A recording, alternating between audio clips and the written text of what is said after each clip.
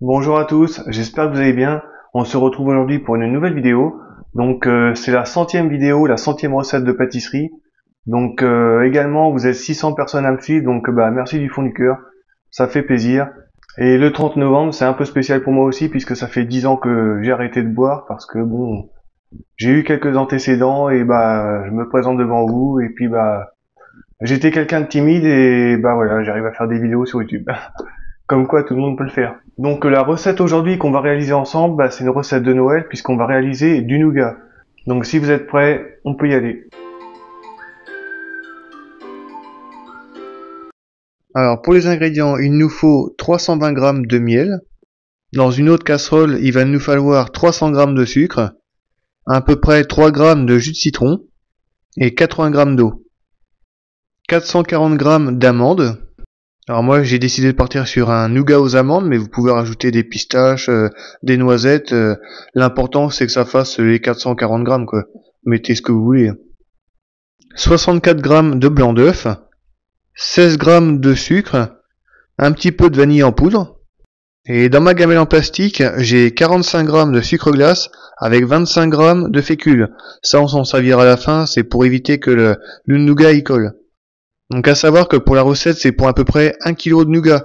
Donc on peut très bien faire pour 32 g de blanc d'œuf, mais c'est plus compliqué à monter au fouet. Donc si vous êtes prêts, let's go. Première étape de la recette, on va mettre nos amandes à torréfier. Donc on va les mettre 12 minutes à 160 degrés.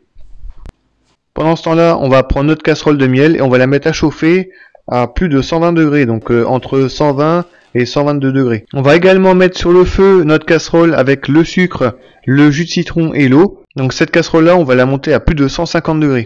Donc pour récapituler, vous avez deux casseroles sur le gaz, le miel et dans l'autre le sucre cuit. Et vous avez aussi vos amandes qui sont dans le four. Pendant ce temps-là, on va monter les blancs d'œufs avec le fouet. On ajoute les 16 g de sucre et la vanille en poudre. Et on va monter les blancs en neige de façon à ce qu'ils soient un peu fermes. Une fois que les blancs en neige sont montés, le miel doit être à température, donc aux environs de 122 degrés. Donc comme vous pouvez voir, on retourne le bol, la préparation elle tombe pas, donc c'est bon.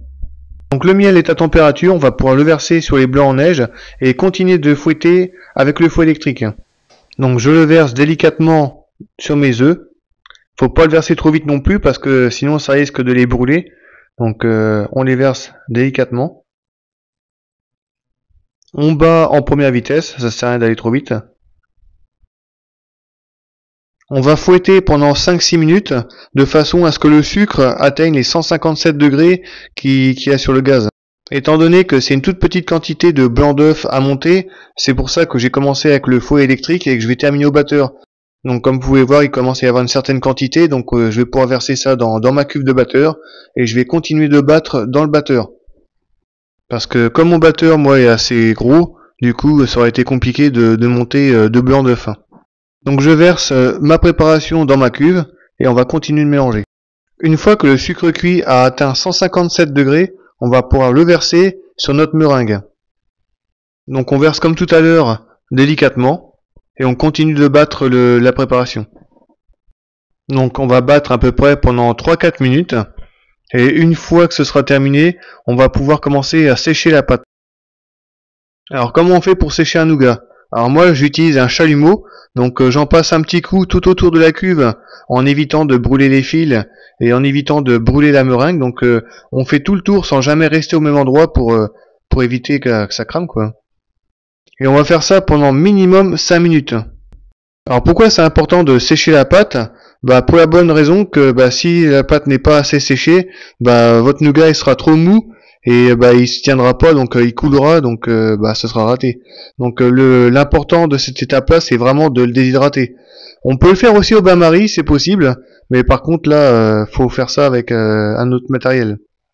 Parce qu'on va pas plonger le robot dans le bain-marie. Donc soit on le fait au chalumeau, ou si on n'a pas de chalumeau, on peut utiliser aussi un sèche-cheveux, ou alors le décapeur thermique. Mais par contre, minimum 5 minutes, hein, c'est vraiment le minimum. Parce que après, comme je disais, ça va être trop souple. Moi perso, je crois que j'ai mis 7 minutes.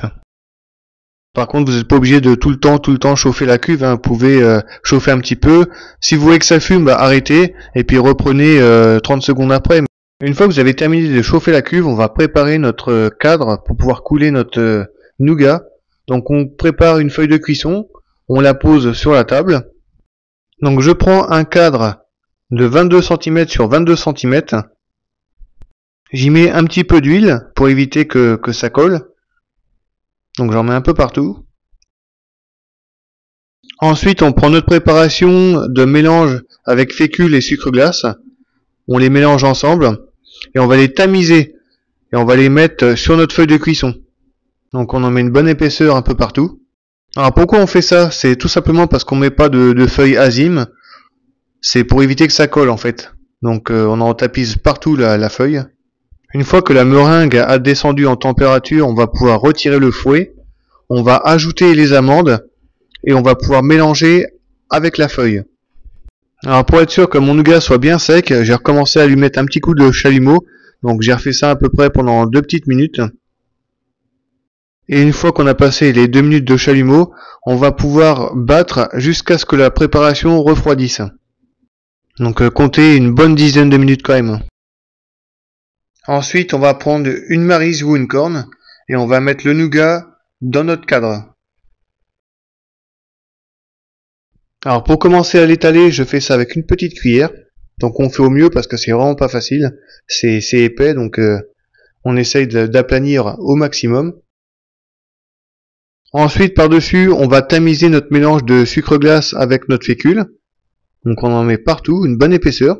Ensuite on prend une feuille de cuisson, on la pose par-dessus. Et on aplatit bien pour que ça soit bien droit. Donc ce qu'on peut faire, c'est prendre quelque chose de plat et puis écraser le nougat pour l'étaler et qu'il soit bien égal partout. Donc on appuie bien.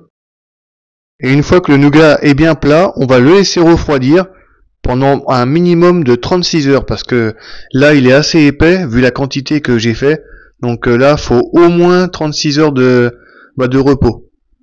Donc vous pouvez le stocker dans un endroit frais et sec, mais surtout à l'abri de l'humidité, parce que l'humidité, alors là je peux vous dire que le nougat il aime pas du tout. Si vous le laissez dans un endroit humide, il va tout simplement se mettre à couler, donc c'est pas du tout ce qu'on recherche. Donc un endroit sec et 36 heures. Et seulement une fois que les 36 heures seront passées, vous pourrez appuyer dessus pour voir la texture qu'il a. S'il est trop mou, il est loupé. S'il est assez ferme, vous pouvez le couper après. Au bout de 36 heures, vous allez pouvoir le découper. Donc vous commencez par le décoller déjà avec un petit couteau d'office. Vous allez faire tout le tour du cadre. Ensuite, on le démoule et on va le couper. Donc pour le couper, il nous faut un couteau à dents. Donc le couteau aussi, c'est impeccable. Donc au niveau de la taille, après c'est selon vos goûts. Si vous voulez des gros morceaux, vous coupez des gros morceaux. Si vous voulez des petits morceaux, vous savez comment faire. Donc par contre, surtout pas appuyer avec le couteau. Il faut trancher. Il faut vraiment frôler la pâte, mais il faut surtout pas appuyer. Faut scier. En fin de compte, c'est ça. Il faut scier pour éviter que ça colle. Et puis une fois que les parts sont découpées, il reste plus qu'une seule chose. C'est goûter, tout simplement. Donc la recette est terminée. J'espère qu'elle vous plaira. Donc c'était la 100e. Je vous remercie pour les abonnements, pour les commentaires, tout ça. Et puis je vous dis à bientôt pour la 101e. Salut.